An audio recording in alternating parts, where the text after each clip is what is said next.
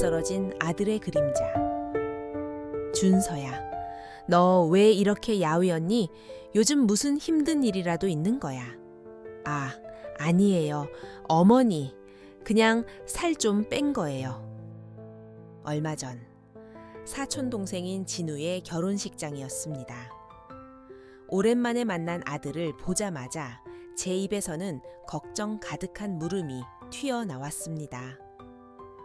언제나 복스럽고 건강한 기운이 넘치던 제 아들 준서가 그날따라 눈에 띄게 수척해 보였기 때문입니다.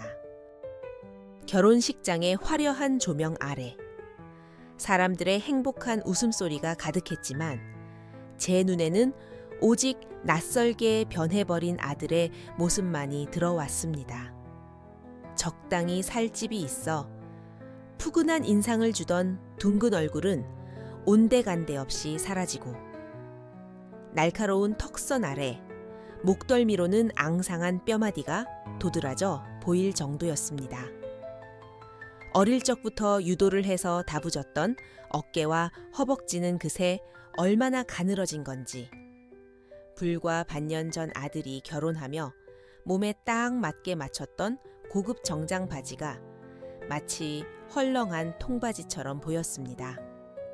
그 모습이 어찌나 안쓰럽던지 저도 모르게 아들의 팔을 붙잡았지만 손에 잡히는 것은 단단한 근육이 아닌 가느다란 뼈의 감촉뿐이었습니다. 살을 뺀 거라고 네가 뚱뚱한 것도 아닌데 무슨 살을 이렇게까지 빼? 너 지금 몰골이 말이 아니야. 완전히 반쪽이 됐잖니. 지난번에 봤을 때도 너무 말랐다 싶었는데 오늘은 그때보다 더 심한 것 같아. 대체 얼마나 뺀 거야? 꽉 맞던 정장이 왜 이렇게 헐렁해졌어? 아니에요. 저 정말 괜찮아요. 엄마. 아들이 결혼한 후 바쁘게 지내려니 하고 대수롭지 않게 생각했습니다. 만날 때마다 조금씩 야위어가는 모습이 신기하게 느껴질 정도였죠. 하지만 그날은 이상하다는 느낌을 넘어 위험하다는 경고등이 머릿속에서 켜지는 듯 했습니다. 그제야 아들을 자세히 살펴보니 앙상한 몸을 감추려는 듯 셔츠 안으로 내복과 또 다른 셔츠를 겹겹이 껴입고 있었습니다. 그렇게 껴입었는데도 저렇게 말라 보인다면 옷 아래 가려진 몸은 대체 어떤 모습일지 상상만 해도 가슴이 철렁 내려앉았습니다. 걱정스러운 마음에 계속해서 아들을 다그치듯 물었지만 아들은 별일 아니다라며 애써 제 시선을 피하고 어색하게 웃기만 했습니다. 바로 그때 옆자리에 조용히 앉아있던 며느리 서윤이가 불쑥 저희 대화에 끼어들었습니다. 어머님, 준서 씨 지금 다이어트 중이에요. 다이어트 준서? 네가 다이어트를 한다고? 네.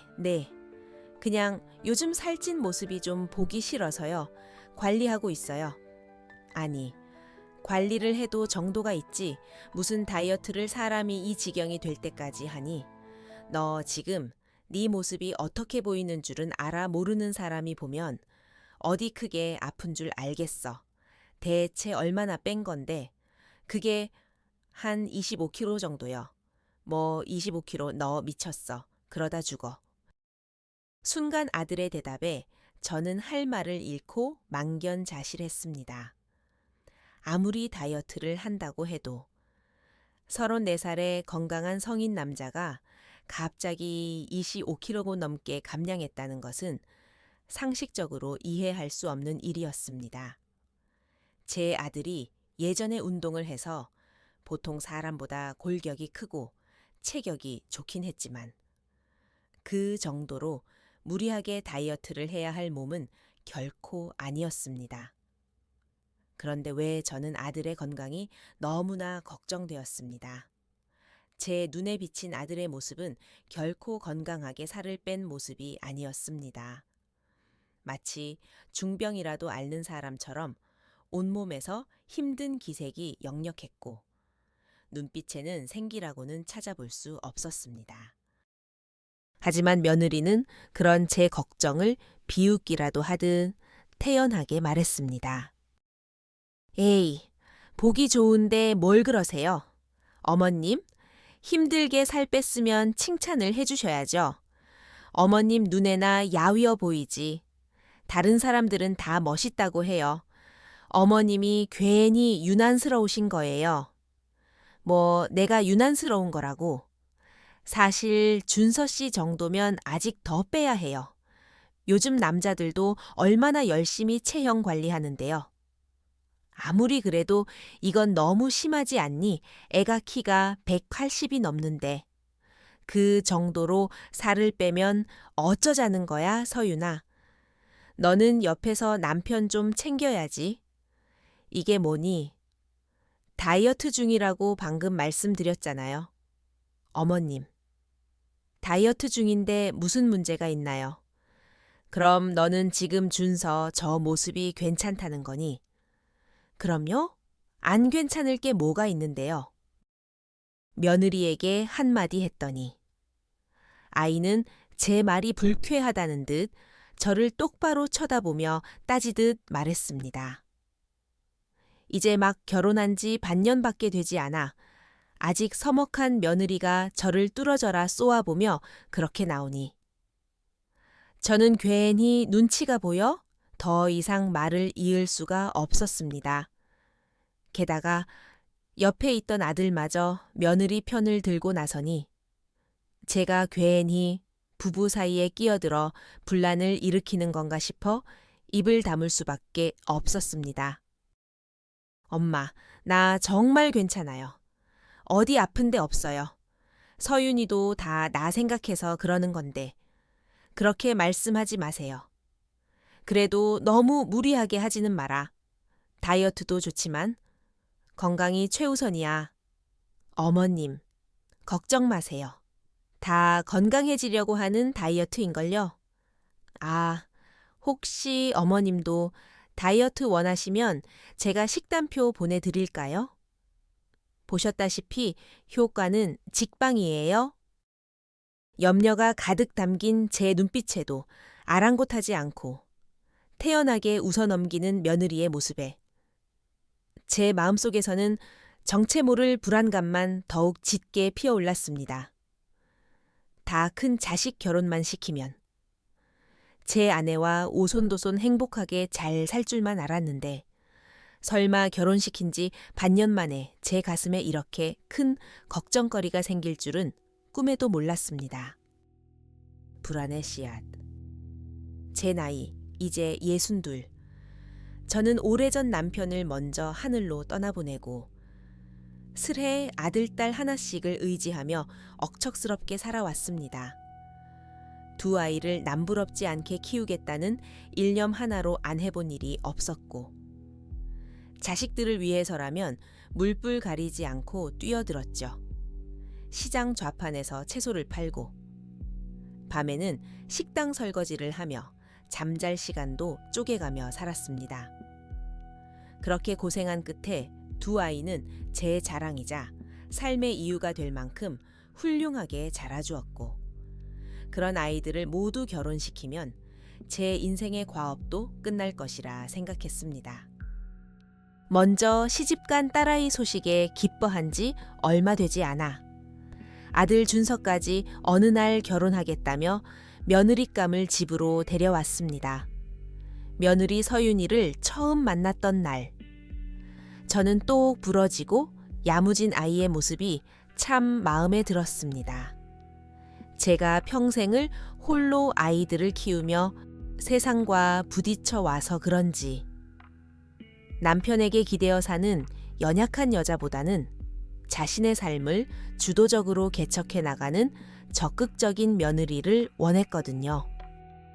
사실 제 아들 준서가 듬직한 외모와는 달리 성격이 유순하고 때로는 우유부단한 면이 있어서 그런 아들의 부족한 점을 채워줄 수 있는 현명하고 강단 있는 며느리를 마음속으로 바라왔습니다. 그런데 아들이 데려온 서윤이가 딱 그런 사람인 것 같아 안심이 되었습니다. 어머님, 결혼 준비는 저희가 알아서 할 테니까 크게 신경 쓰지 않으셔도 괜찮아요. 제가 꼼꼼하게 계획 다 세워놨어요. 맞아요. 엄마, 서윤이가 워낙 일을 잘하는 편이라 따로 걱정 안 하셔도 돼요. 오냐, 너희들 결혼식이니 너희들이 알아서 하면 그게 제일 좋지. 안 그래도 내가 혼자라 어떻게 도와줘야 하나 막막했는데 먼저 그렇게 말해주니 마음이 놓이는구나. 걱정 마세요. 어머님, 앞으로도 제가 다 알아서 잘할게요. 그렇게 언제나 당당하고 자신감 넘치는 며느리가 처음에는 참 든든하고 예뻐 보였습니다. 하지만 막상 결혼을 시키고 나니 그 당당함이 때로는 날카로운 칼날처럼 느껴져 제 마음을 불안하게 만들었습니다. 언제는 그런 며느리를 바라더니 이제 와서 마음이 바뀌었냐고 타박하실지도 모르겠지만 며느리의 기가 너무 세다 보니 덩달아 제 아들이 신경 쓰이기 시작한 겁니다.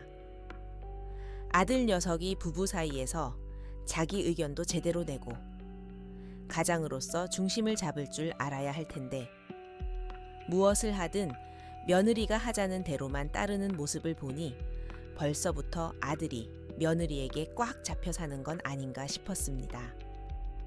물론 며느리가 좋은 방향으로 이끌어만 준다면 그것도 나쁜 일은 아니겠지요.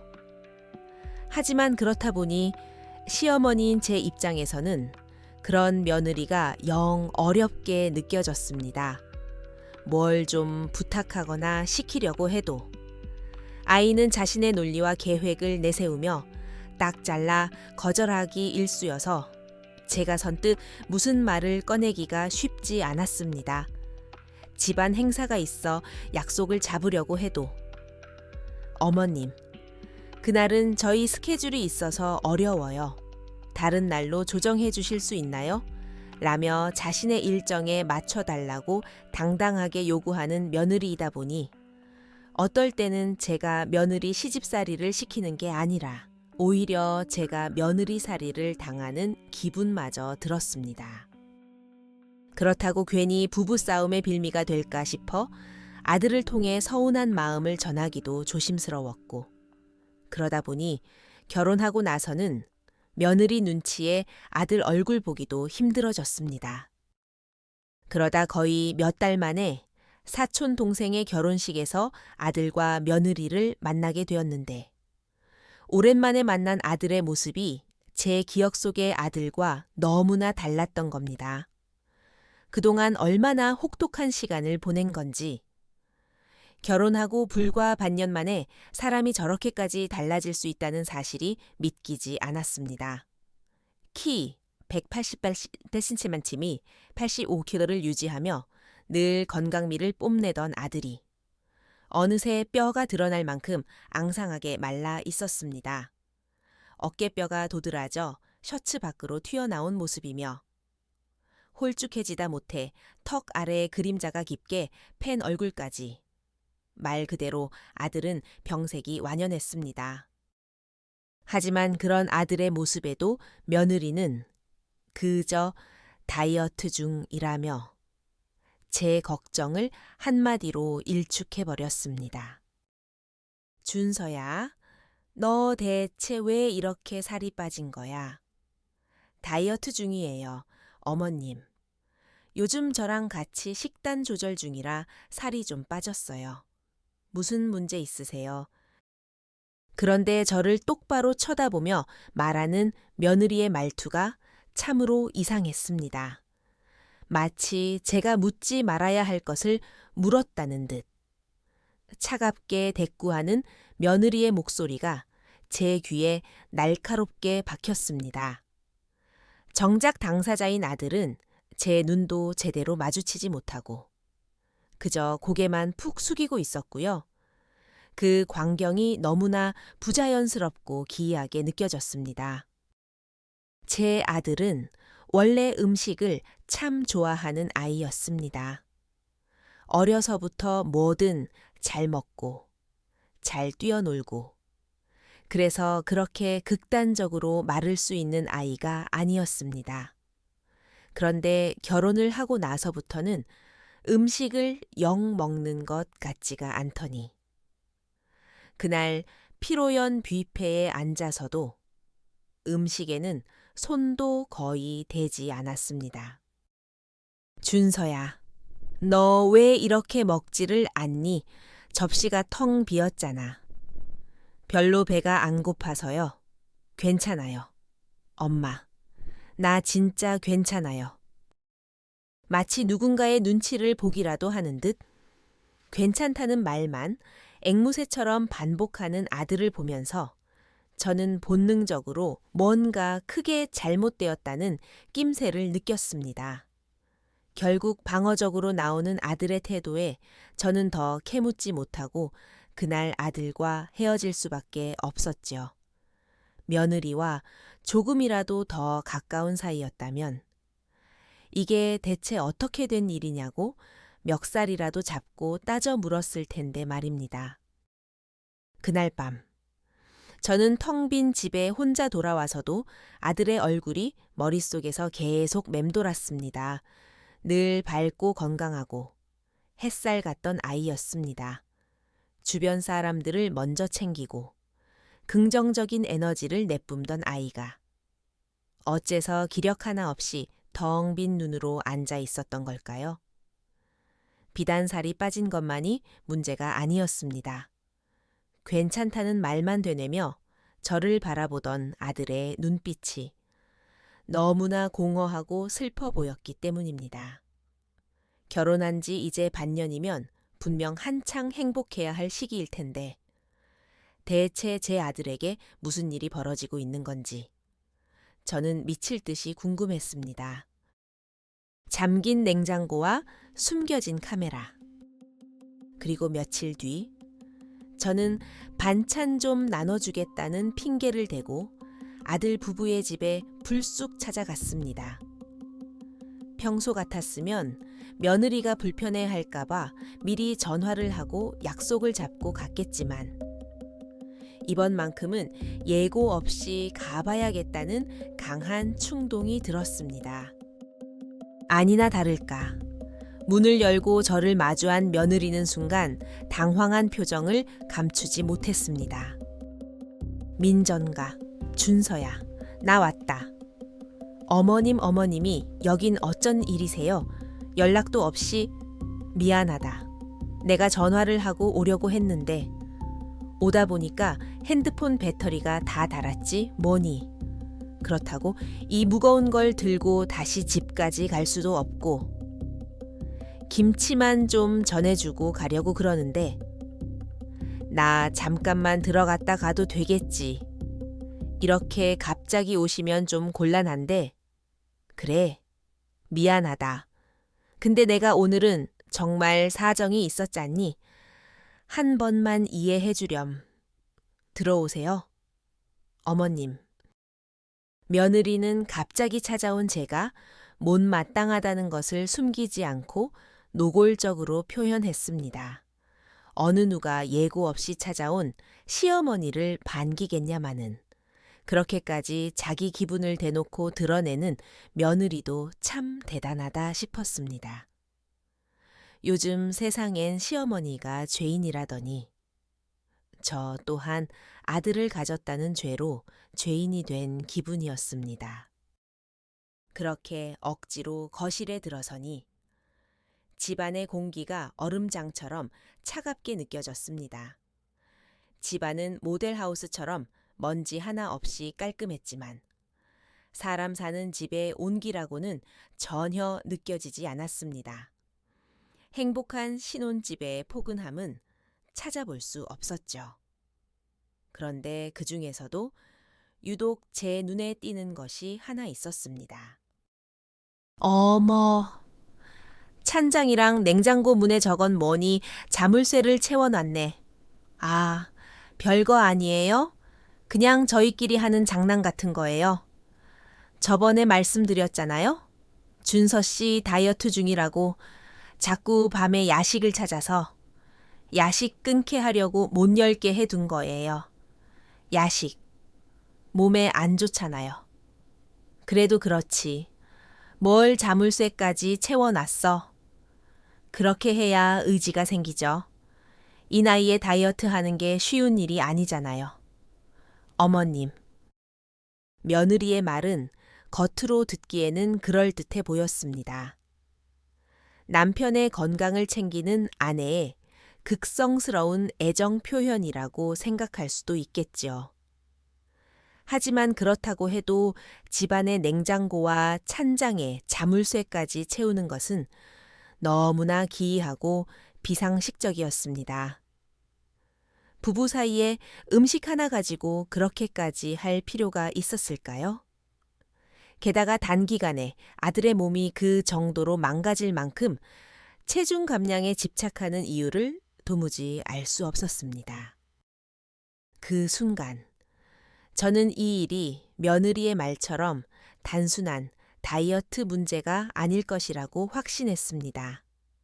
그래서 결국 아들의 일에 개입하기로 결심했습니다. 아무리 결혼해서 독립한 자식의 일이라고 해도 제 눈앞에서 쓰러져가는 아들을 모른 척할 수는 없었습니다. 그래서 저는 제 눈으로 직접 진실을 확인하기로 했습니다. 며칠 후 저는 아들의 보약을 지었다는 핑계로 다시 아들의 집을 방문했고 며느리가 잠시 장을 보러 집을 비운 틈을 타 주방과 거실 곳곳에 조심스럽게 초소형 카메라를 설치했습니다. 업체에서 알려준 대로 설치를 하고 나오면서도 마치 해서는 안 될 짓을 하는 기분에 카메라를 만지는 손이 덜덜 떨렸습니다. 과연 내가 아들 며느리의 신혼집에 이런 짓까지 하는 게 옳은 일일까 하는 죄책감과 회의감이 들기도 했습니다. 솔직한 심정으로는 그 순간 제 스스로가 미쳤다고 생각했습니다.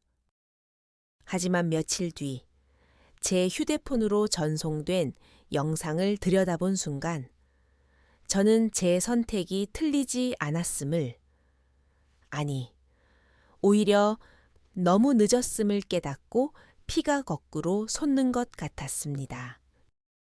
감춰진 폭력의 실체, 당신. 오늘 밖에서 딴 거 안 먹었지? 내가 싸준 샐러드만 먹은 거 맞지? 응. 혹시라도 나 몰래 밖에서 뭐 사 먹거나.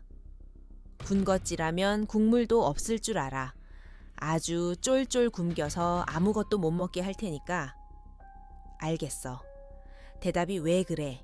왜 그렇게 시원찮아 하기 싫다 이거야. 아니, 힘이 없어서 그래. 알겠어. 내가 다 당신 위해서 이러는 거잖아. 나처럼 남편 건강 챙기는 아내가 세상에 흔한 줄 알아. 그러니까 당신은 나한테 결혼 잘한 줄 알아야 해. 카메라를 통해 지켜본 아들의 일상은 충격 그 자체였습니다. 제 아들은 집안에서 며느리에게 철저히 통제당하고 사육당하고 있었습니다. 며느리는 아들의 건강을 생각한다는 명목으로 먹을 것이라고는 쥐꼬리만큼 적은 풀떼기 몇 조각과 닭가슴살 조금을 내어주고 있었고 냉장고와 찬장에는 어김없이 자물쇠를 걸어 아들이 함부로 음식을 꺼내 먹을 수 없게 했습니다. 며느리는 시종일관 제 아들에게 강압적이고 모욕적인 말투로 명령했고 아들은 기력이 없는지 작은 목소리로 겨우 대답하며 순종적으로 고개를 끄덕일 뿐이었습니다. 그런 아들의 모습은 제가 평생 한 번도 본 적 없는 모습이었습니다. 아들은 마치 살아있는 인간이 아니라 영혼 없는 꼭두각시처럼 며느리에게 질질 끌려다니는 것 같았습니다. 대체 얼마나 배가 고프면 저럴까? 영상 속 아들은 집안에서도 거의 소파에 누워만 있었고 아무것도 하지 못하는 듯 보였습니다. 이것이 과연 건강을 생각해서 하는 행동이 맞는 걸까요? 저는 제 아들의 식단을 강압적으로 제한하고 정신적으로 억압하는 며느리가 인간이 아닌 악마처럼 느껴져 너무나 무서웠습니다. 하지만 굶주림이라는 본능을 어떻게 이성으로만 누를 수 있겠습니까? 결국 허기에 지쳐 참다 못한 아들이 며느리가 잠시 샤워를 하러 들어간 사이에 집안 구석구석을 미친 듯이 뒤지며 먹을 것을 찾는 모습이 포착되었습니다.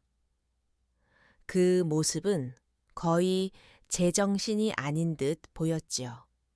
서랍을 열고 찬장 틈새를 살피고 심지어 쓰레기통까지 뒤지는 아들의 모습에 저는 차마 눈을 뜨고 볼 수가 없었습니다. 그러다 잠시 뒤 아들이 어디선가 찾아낸 사탕 하나를 몰래 까서 입에 넣는 순간 그 광경을 목격한 며느리가 욕실에서 뛰쳐나와 난리를 피우며 제 아들을 몰아세웠습니다. 당신 지금 뭐 하는 거야? 입에 있는 거 뭐야? 뱉어. 그거 설마 사탕이야. 내가 군것질하지 말라고 몇 번을 말했어, 당신. 나 몰래 또 먹었지. 아, 아니야. 그게 아니고. 또 거짓말. 진짜 살찌는 게 그렇게 좋아. 내가 당신 그 뚱뚱한 돼지 같은 모습 보려고 결혼한 줄 알아. 당신 때문에 내가 창피해서 얼굴을 들고 다닐 수가 없다고. 미안해. 여보, 내가 너무 배가 고파서 그만. 정말 미안해. 미안해. 미안 지금 그 말이면 다야 미안할 짓을 하지를 말았어야지. 당신 하나 때문에 나까지 이게 무슨 고생이냐고 평생 그렇게 패배자처럼 살고 싶어. 며느리는 거침없이 독설을 퍼부었고 제 아들은 그 자리에서 힘없이 무릎을 꿇었습니다. 그 광경을 저는 제 눈으로 보고도 믿을 수가 없었습니다. 제 자랑이자 자존심이었던 내 아들이 누군가의 앞에서 저렇게까지 작아질 수 있다는 사실이 너무나 끔찍하고 참혹했습니다. 마음 같아서는 당장이라도 아들의 신혼집으로 달려가 며느리의 머리채를 잡고 아들을 구해오고 싶었지만 저는 그 광경을 끝까지 지켜보며 이를 악물 수밖에 없었습니다. 상황이 제 생각보다 훨씬 더 심각하고 복잡하다는 것을 알게 된 순간 저는 감정적인 대응이 아니라 철저하고 완벽한 복수를 계획해야 했습니다. 이것은 단순한 다이어트 강요나 부부 싸움의 문제가 아니었습니다. 명백한 정서적 학대이자 가스라이팅이었습니다.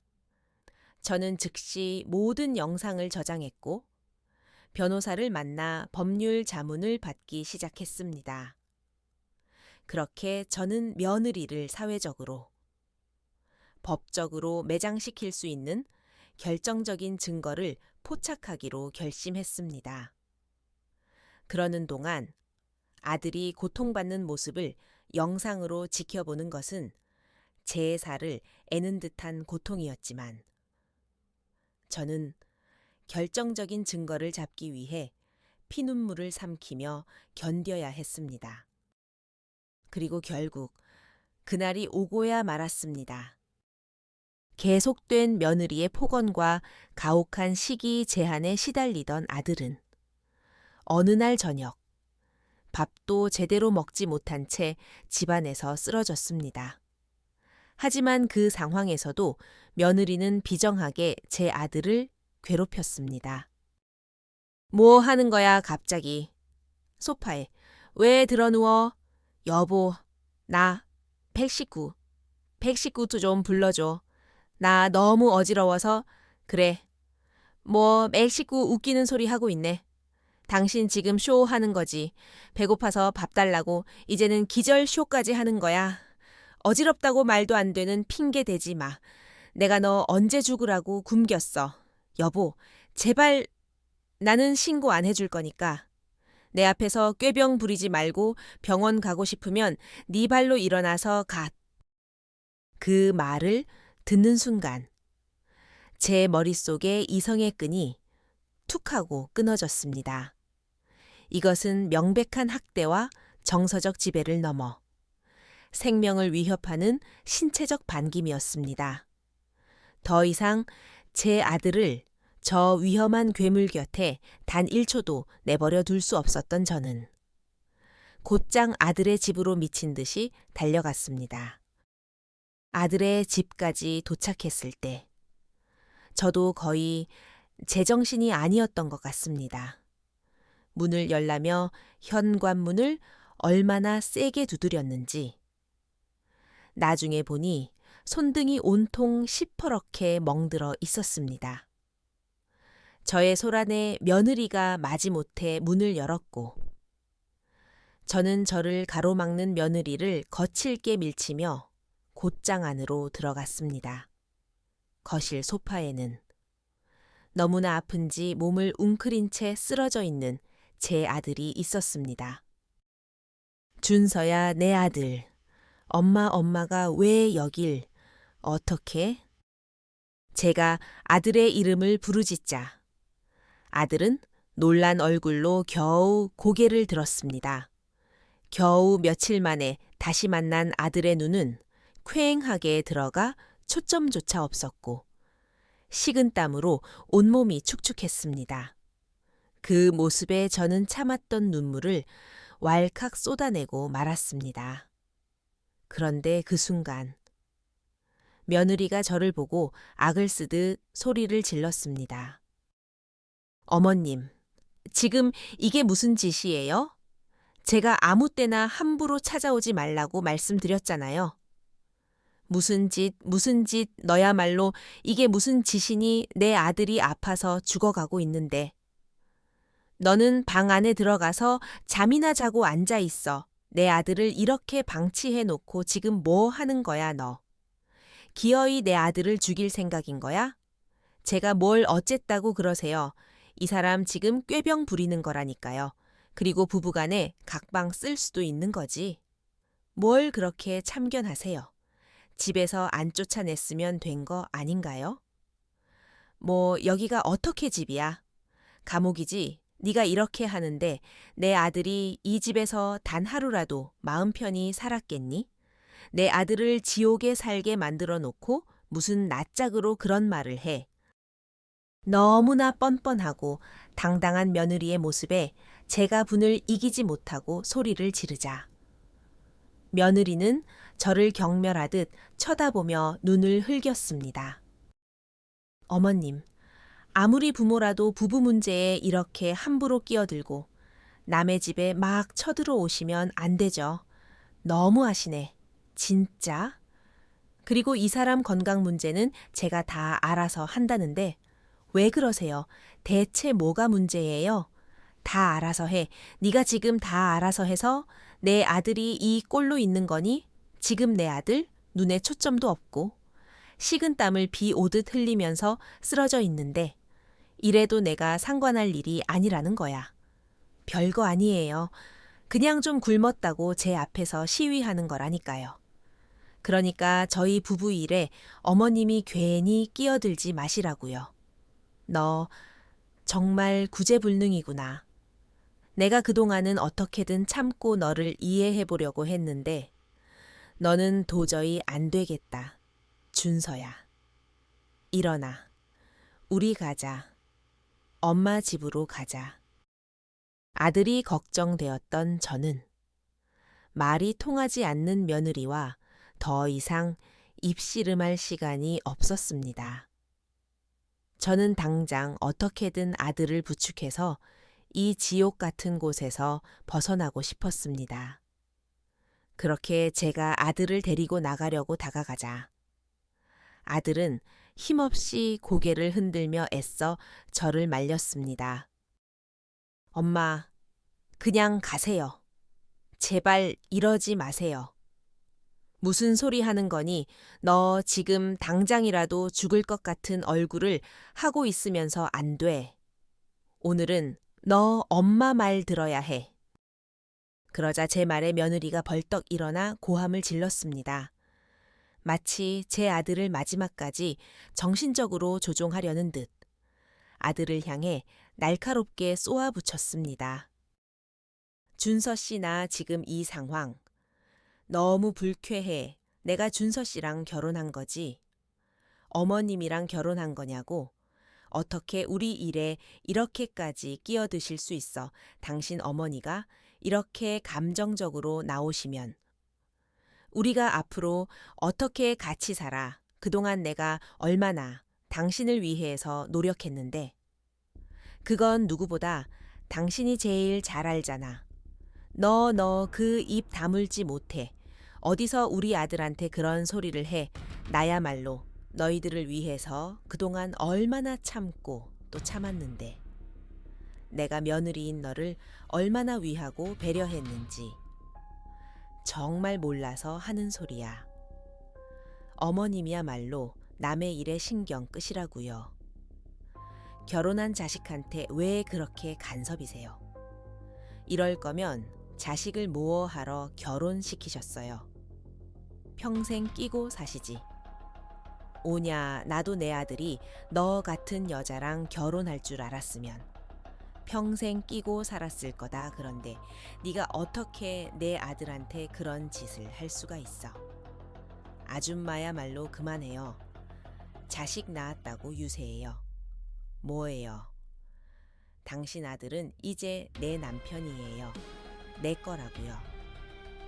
며느리는 제게 차마 입에 담지 못할 막말을 쏟아부었고 저는 그 상황을 더 이상 견딜 수가 없었습니다.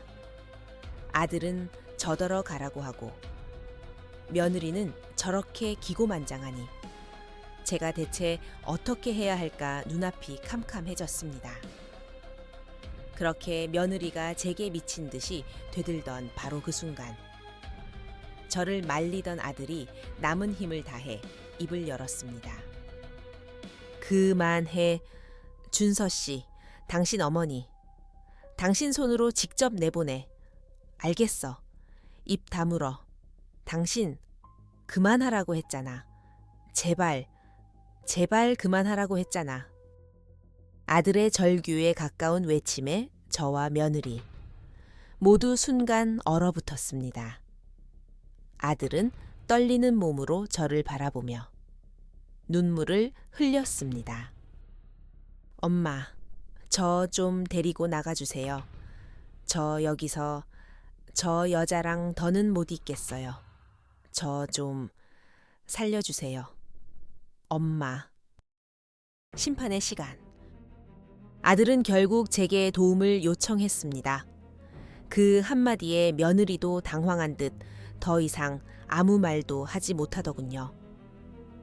저는 곧바로 119에 신고했고 잠시 후 도착한 구급차에 아들을 태워 병원 응급실로 향했습니다.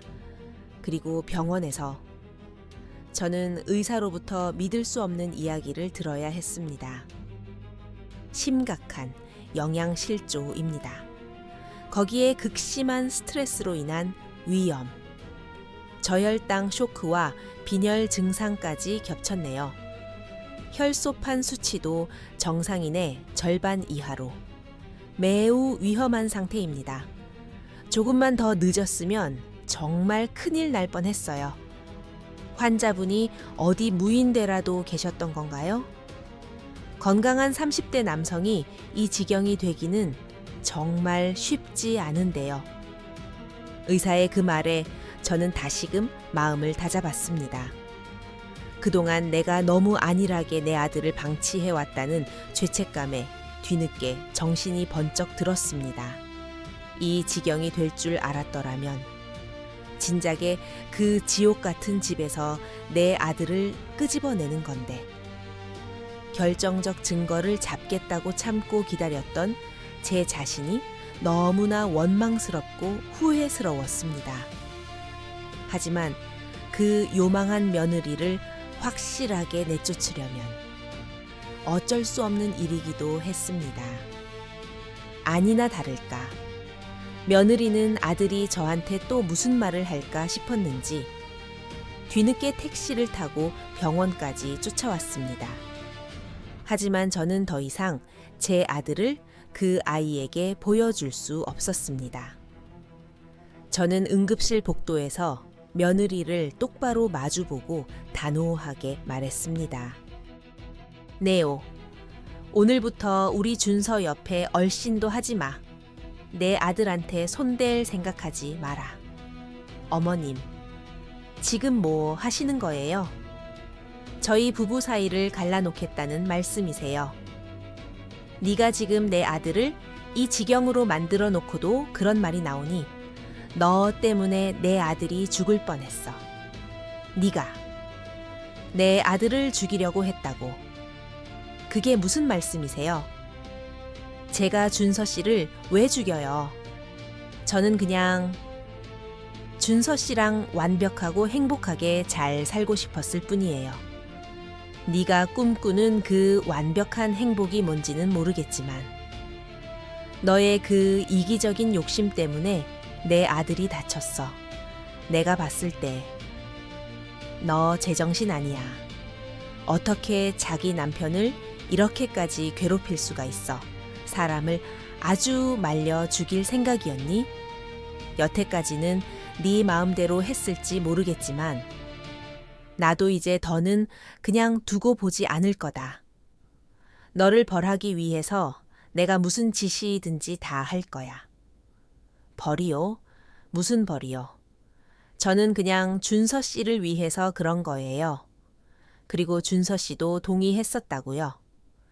그 착한 애가 네 말에 속아 넘어가서 너한테 가스라이팅 당해서 그렇게 할 수밖에 없었던 거겠지. 너는 그런 내 아들의 착한 마음을 이용하고 네 마음대로 주무르려고 했던 거고 아무리 욕심이 과해도 적당히 했어야지. 그 건강하던 애가 몸이 이 지경이 되어 버렸는데도 어디서 그딴 소리를 해 이러다가 내 아들 잘못되기라도 하면 난 너 똑같이 만들어줄 거다. 어머님이 오버하시는 것 같네요. 그냥 좀 어지러워서 그런 거니. 쉬면 괜찮아질 거예요. 오히려 어머님이나 조심하셔야 하지 않을까요? 이번 일로 아들 이혼남 만들고 싶으신 거 아니면 저한테 이러시면 안 될 텐데요. 상황이 그 지경이 되었는데도 며느리는 여전히 당당했습니다. 그 아이는 정말로 자신이 무슨 잘못을 저지른 건지 전혀 모르는 듯 천진난만하게 제 앞에서 떠들고 있었습니다. 오히려 제가 왜 그렇게까지 화를 내는지 전혀 이해할 수 없다는 듯 끝까지 자신이 옳았다고 생각하고 있더군요. 그 모습을 보면서 저는 그동안 제가 제 며느리에 대해 완전히 잘못 알고 있었다는 사실을 깨달았습니다. 당당하고 똑 부러진다고 생각했던 며느리는 그게 아니라 지독히 이기적이고 교만하며 소름 끼치도록 교활한 존재였습니다. 그리고 저는 그런 괴물에게서 제 아들을 반드시 지켜내야만 했습니다. 그렇게 저는 시종일관 아들의 곁을 지켰고 그 사이 며느리는 아들 옆에 얼씬도 할 수 없었습니다. 덕분인지 아들은 병원에서 조금씩 기력을 회복해 갔습니다. 더 이상 식단을 제한하고 자신을 괴롭히는 사람이 없으니 밥도 마음 편히 먹고 조금씩이지만 살도 다시 붓기 시작했습니다. 하지만 마음의 병은 몸의 병처럼 쉽게 회복되지 않았습니다. 그 아이는 여전히 며느리의 그림자에서 벗어나지 못한 듯 이혼 이야기에 선뜻 결정을 내리지 못하고 있었습니다. 준서야, 이혼하자. 엄마는 더 이상 못 참아. 하지만 서윤이도 일부러 그런 건 아니었을 거예요. 뭔가 오해가 있지 않았을까요? 준서야, 사랑하면 그 사람을 있는 그대로 받아들여야지. 자기가 원하는 모습으로 뜯어 고치려고 하는 건 사랑이 아니야. 잘 생각해봐라. 반대로 네가 서윤이한테 그렇게 할 수 있었겠니? 그건 사랑이 아니야. 준서야, 너는 아무 잘못 없어. 넌 지금까지 버텨준 것만으로도 충분히 잘한 거야. 그리고 이제부터는 엄마가 무슨 일이 있어도 네 편이야. 그러니까 아무것도 참지 마. 진심 어린 제 말에 아들은 결국 참았던 울음을 터뜨렸습니다. 그렇게 저희 모자는 서로를 끌어안고 한참을 눈물을 쏟아냈고, 한참을 흐느끼던 아들은 드디어 가슴속에 묻어두었던 이야기를 꺼냈습니다. 엄마, 사실은 저 진짜 무서웠어요. 처음에는 정말 나를 위해서 그런다는 말을 믿었어요. 근데 점점 정도가 심해지면서는 내가 잘못하고 있는 건지, 내가 이상한 사람인 건지 헷갈리기 시작했어요. 그러다 나중에는 그냥 제가 짐승이 된 것 같더라고요. 내가 사육을 당하는 건지, 이 고통이 대체 언제 끝나는 건지 아무것도 알 수 없었어요. 그 힘든 걸 어떻게 혼자 견뎠니? 불쌍한 내 새끼. 하지만 이호는 잘 모르겠어요. 서윤이도 달라질 수 있지 않을까요? 준서야, 서윤이. 걔는 아직도 자기 잘못을 몰라. 설령 안다고 해도 언제 또 그런 모습을 보일지 알 수 없는 거 아니니 엄마는 더 이상 네가 고통받는 걸 보고 싶지 않아. 네가 서윤이를 얼마나 사랑했는지 모르겠지만 이건 아니야. 그 애가 너한테 한 짓은 절대 용서받을 수 없는 일이야. 그건 학대고 핍박이야. 이제는 너도 알잖니. 그게 진짜 사랑이 아니라는 거. 집착은 사랑이 아니야. 준서야. 그러니 제발 너와 엄마를 위해서 옳은 결정을 내리기를 바란다. 아들은 제 말에 하룻밤을 꼬박 세우며 고민했습니다. 그런 끔찍한 일을 겪었음에도 마음 약한 아들은 이혼이라는 결정을 쉽게 내리지 못하는 듯했지요. 그러나 다음 날 아침 아들은 생각 정리를 끝냈는지 결의에 찬 얼굴로 제게 당당히 말했습니다. 엄마, 저 이혼할게요. 엄마 말이 맞아요. 날 사랑한다는 사람이 어떻게 나한테 그럴 수가 있죠.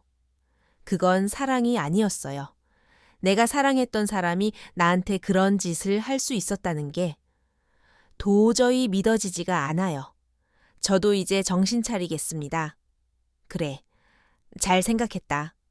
준서야, 그게 옳은 결정이야? 그럼 앞으로의 일은 엄마가 다 해결할게. 그러니까 너는 아무 걱정 말고 정신 차리고 몸 회복하는 데만 집중해. 정말 감사해요. 엄마한테 못 볼 꼴 보여드려서 죄송해요. 아니야. 엄마가 아니랬지. 엄마가 더 빨리 나서지 못해서. 엄마가 정말 미안했다. 아들의 결심을 들은 저는 그 길로 곧장 병원을 나섰습니다. 그리고 제가 가지고 있던 CCTV 영상들을 들고 곧바로 경찰서를 찾아가 가정폭력으로 며느리를 신고했습니다. 무너진 완벽함. 그리고 그 후 경찰은 제가 제출한 영상과 아들의 진술을 토대로 며느리가 가정 내 학대를 저질렀을 가능성이 충분히 있다며 며느리의 범죄 사실을 확인해 주었습니다. 그리고 원한다면 접근 금지 보호 명령 신청도 가능하다며 제게 희망을 주었지요. 저는 아들의 정확한 심리 상태와 피해 정도를 파악하기 위해 병원 측의 도움을 받아 아들이 정신과 상담도 병행하게 했고 그날로 보호명령 신청서를 접수했습니다.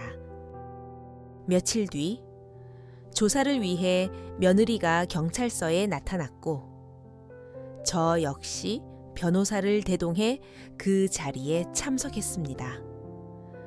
저를 마주한 며느리의 첫마디는 그야말로 가관이었습니다. 어머님, 정말 이런 식으로 하실 거예요. 제가 대체 무슨 잘못을 했다는 거예요. 남편 살 좀 빠진 게 그렇게 큰 죄예요. 살 빼게 도와준 것도 죄가 되냐고요. 끝까지 뻔뻔하고 당당한 그 아이의 모습에 저는 할 말을 잃었습니다. 어떻게 사람이 저렇게까지 뻔뻔할 수 있을까 싶었거든요. 그러자 제 대신 경찰이 나섰습니다. 남편분의 식사를 제한하고 정신적으로 위협하며 통제적인 언행을 하신 적이 없으십니까? 없어요. 저는 단지 건강을 위해 조언했을 뿐이고 그건 다 남편을 위한 거였어요. 더 이상 며느리의 거짓말을 들어줄 수 없었던 저는 결국 증거 영상을 모두의 앞에서 재생했습니다. 그동안 영상의 존재를 몰랐던 며느리는 그제서야 얼굴이 새하얗게 질리며 당황한 기색을 감추지 못했죠. 이게 대체 무슨... 해당 영상은 정서적 학대 및 반김 혐의의 증거로 충분히 사용될 수 있습니다. 가정 내 학대는 법적으로도 매우 엄중히 다뤄지는 범죄입니다. 그럴 리가 없어요. 저는 그냥 남편 건강을 생각해서. 건강을 생각한다는 애가 다 큰 남자를 병원에 입원까지 시키니 너 때문에 우리 아들은 지금 매일 밤 악몽을 꾸면서 정신과 치료까지 받고 있어. 그제야 며느리의 얼굴이 파랗게 굳기 시작했습니다. 상황이 자신에게 절대적으로 불리하다는 것을 깨달은 것이지요. 그동안 제 앞에서 그토록 당당하던 그 애가 갑자기 불안한 기색을 보이며 저를 보고 애원하듯 말했습니다. 어머님, 저 진짜 그런 뜻 아니었어요. 제가 너무 집착했나 봐요. 정말 죄송해요. 어머님, 용서해 주세요. 죄송 그동안 하나도 안 죄송하다가 법적으로 문제가 될 것 같으니 이제 와서 죄송하다는 말이 나오네. 근데 이제 와서 그런 말이 무슨 소용이 있니? 그깟 사과로 끝날 일이었으면 내 아들 건강이 이 지경이 되지도 않았겠지. 이제 사과는 필요 없다. 앞으로 나는 법적으로 해결할 생각이니까 최에 대한 모든 혐의를 적용해서 네가 저지른 죗값을 제대로 치르게 할 거라고. 어머님, 저는 준서 씨를 사랑해요 정말이에요. 네가 정말 내 아들을 사랑한다고 생각하는 거니 만약 그게 진심이라면 넌 사랑이 뭔지부터 다시 생각해야 할 거야. 네가 하는 그건 사랑이 아니라 소유욕이고 집착이니까 네 옆에 내 아들을 더 뒀다가는 이제는 정말 죽을지도 모르겠다 싶구나. 그러니까 다시는 내 아들 앞에 나타날 생각하지 마. 며느리는 그날 이후 정식으로 정서적 학대 및 가정 내 방임 혐의로 조사를 받게 되었고 제 아들에 대한 접근 금지 명령도 함께 내려졌습니다. 그리고 저희는 그 틈을 이용해 신속하게 이혼 소송을 진행했습니다.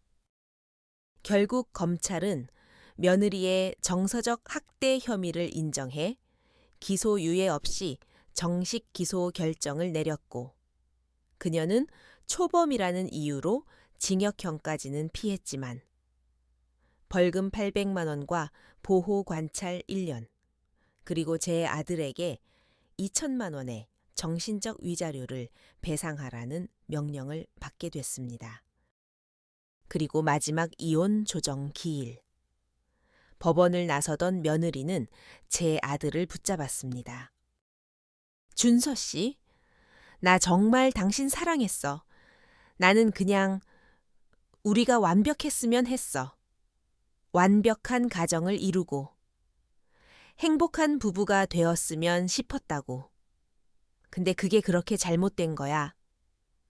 내가 정말 그렇게 나쁜 사람이야. 나를 정말 사랑했다면 있는 그대로의 나를 받아들여 줬어야지. 내 삶은 당신이 조종하는 게임이 아니야. 당신도, 심지어 우리 어머니도.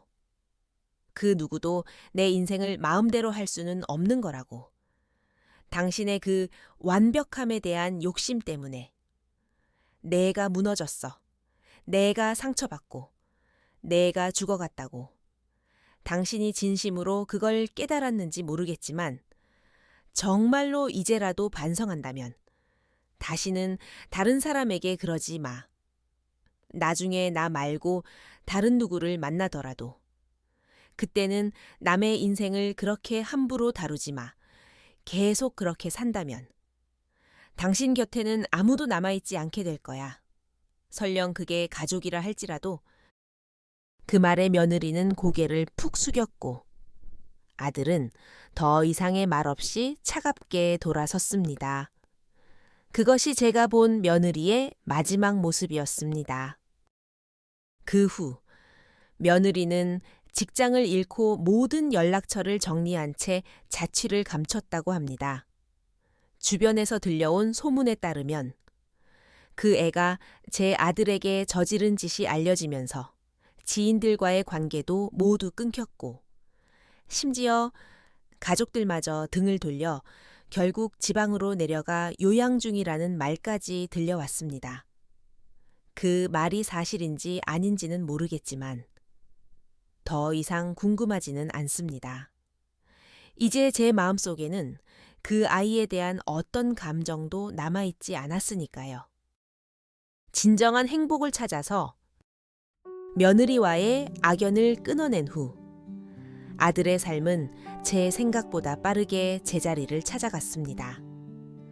병원에서 퇴원한 아들은 회복을 위해 저와 함께 살기 시작했고 시집간 딸아이까지 합세해 온 가족이 아들의 회복에 온 마음을 쏟았습니다. 매일 정성껏 차린 세 끼 식사를 꼬박꼬박 챙겨 먹이며 잃어버렸던 시간들을 채워주려 노력했지요. 덕분인지 아들은 몸무게도 점차 원래대로 돌아왔고 체력이 회복되니 자연스럽게 얼굴에 웃음꽃이 피기 시작했습니다. 엄마, 나 요즘 다시 사는 것 같아요. 이제야 제대로 숨이 쉬어져요. 내 마음대로 밥을 먹을 수 있다는 게 이렇게 감사한 일인 줄도 몰랐어요. 그 한마디가 제게는 세상 가장 큰 보상이었습니다. 다시는 누군가에게 휘둘리거나 자기 자신을 억누른 채 살지 않겠다는 아들의 조용한 다짐처럼 느껴졌으니까요. 얼마 뒤 아들은 예전 직장에서 복귀 제안을 받았고 다시 사회로 나아갈 용기를 냈습니다. 동료들은 한결 건강해진 아들의 모습을 진심으로 반겨주었고 아들의 성실함을 익히 알고 있던 상사들도 따뜻하게 맞이해 주었습니다. 그렇게 다시 자신의 삶을 살아가기 시작한 아들을 바라보며 저는 그저 묵묵히 아들의 곁을 지켰습니다. 그러던 어느 주말 아들이 제게 쭈뼛거리며 말을 꺼냈습니다. 엄마, 저 주말에 등산 동호회에 다시 나가볼까 해요. 옛날에 다니던 곳인데 괜찮을까요? 그럼 당연히 괜찮고 말고 좋은 생각이다. 아들, 몸도 마음도 더 건강해지겠네. 아들은 결혼 생활 동안 끊었던 등산 동호회에 다시 나가기 시작했습니다. 처음에는 어색해했지만 오랜 친구였던 동호회 회장 민혁 씨가 살갑게 챙겨준 덕분에 금세 적응할 수 있었습니다. 민혁 씨는 아들의 아픈 과거를 묻지 않았습니다. 그저 돌아와서 기쁘다. 친구야, 산은 언제나 그 자리에 있었어. 라며 묵묵히 아들의 어깨를 두드려 주었죠.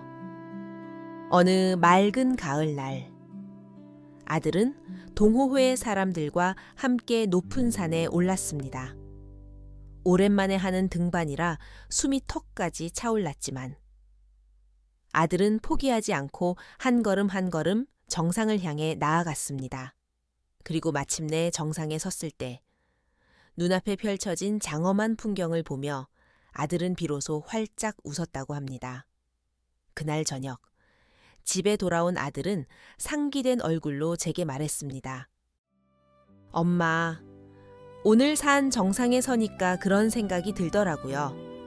제 인생의 주인은 결국 저 자신이라는 걸요. 누군가가 정해준 길이 아니라 제 두 발로 직접 오르막과 내리막을 겪으며 나아가는 것. 그게 진짜 사는 거구나 싶었어요. 힘들었지만 제 힘으로 정상에 올랐을 때의 그 성취감은 무엇과도 바꿀 수 없었어요. 아들의 눈은 그 어느 때보다 단단하고 깊어져 있었습니다. 더 이상 과거의 상처에 얽매인 약한 모습이 아니었습니다. 저는 조용히 아들의 손을 잡아주었습니다. 이제 저는 압니다. 부모의 역할이란 그저 자식을 위험에서 보호하는 것만이 아니라 자식이 스스로의 힘으로 상처를 이겨내고 자신의 행복을 찾아 나설 수 있도록 믿고 지지해주는 것임을 말입니다. 제 아들 준서는 이제 다시 자신만의 속도로 자신만의 길을 걷기 시작했습니다.